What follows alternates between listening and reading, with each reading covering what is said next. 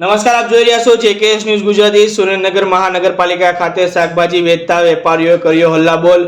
સુરેન્દ્રનગર મહાનગરપાલિકા બનતા દબાણો હટાવવા અને રસ્તા ખુલ્લા કરવાની કાર્યવાહી તેજ બની છે, જેમાં શહેરના 80 ફૂટ રોડ પર અયોધ્યાનગર પાસે રસ્તા પર લારી લઈને શાકભાજી વેચતા વિક્રેતાઓને દૂર કરાયા છે।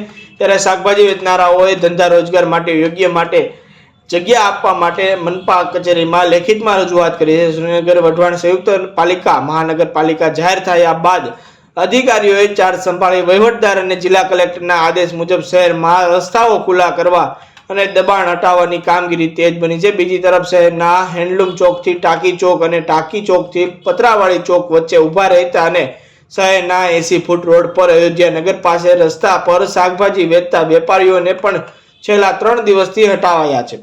આથી આ લોકોનો જીવન નિર્વાહ મુશ્કેલ બની ગયો છે, જેમાં અયોધ્યાનગરના શાક માર્કેટ વિસ્તારમાં ધંધો કરતા શાકભાજીના વેપારીઓ કલેક્ટર કચેરી અને મહાનગરપાલિકા કચેરીએ રજૂઆત કરવા સોમવારે બપોરે દોડી ગયા હતા, જેમાં દિલીપભાઈ પાટડિયા, મધુબેન રમેશભાઈ તેમજ પાયલબેન સુનિલભાઈ સહિતનાઓએ રજૂઆત કરતા જણાવ્યું હતું કે અમો છેલ્લા 20 કરતાં પણ વધુ વર્ષથી અહીં શાકભાજીનો વેપાર કરીએ છીએ।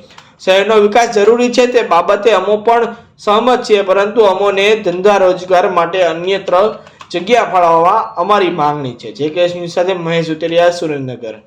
મારું નામ અર્જુનભાઈ લવજીભાઈ મેમકિયા। શું કહેવા માંગો છો? અમે એમ કહેવા માંગીએ 20 વર્ષથી અમે 80 ફૂટે આ જેટલા બધા ઉભાઈ બકાલાનો ધંધો કરી છે, બધા નાના માણસો છે।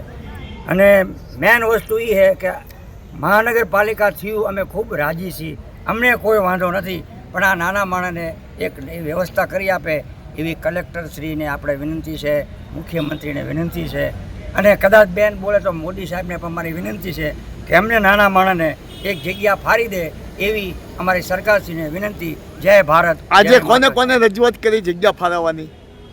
મુખ્યમંત્રી ભૂપેન્દ્રભાઈ પટેલ, કલેક્ટરશ્રી, મહાનગરપાલિકા ઓફિસે અમે રજૂઆત કરેલી છે, તો અમારી માંગ પૂરી કહેવાય એવી અમારી વિનંતી। મહાનગરપાલિકા દ્વારા જગ્યા ફાળવવામાં નહીં આવે તો આપ શું કરશો? તો અમે હડતાલ ઉપર રહીશું, બીજું શું કરી શકીએ? અમે નાના માણસો શું કરી? તમારે સરકાર અમે શાકભાજી ઉપર આ બધા જીવવાવાળા છે સાહેબ, રોજ લાવીને રોજ ખાવાવાળા છે। તમે કેટલા લોકો છો ને કેટલા લોકોની આ માંગ છે જમીન જગ્યા ફાળવવા બાબતની? 500 જણા છીએ સાહેબ, બધા છે, નાના મોટા બધા। કેટલા વર્ષથી શાકભાજી ધંધો કરો? 20 વર્ષ ઉપર થયું સાહેબ। અમારી જે 80 ફૂટ શાક માર્કેટ થઈ એના 20 વર્ષ જેવું થયું। 20 વર્ષ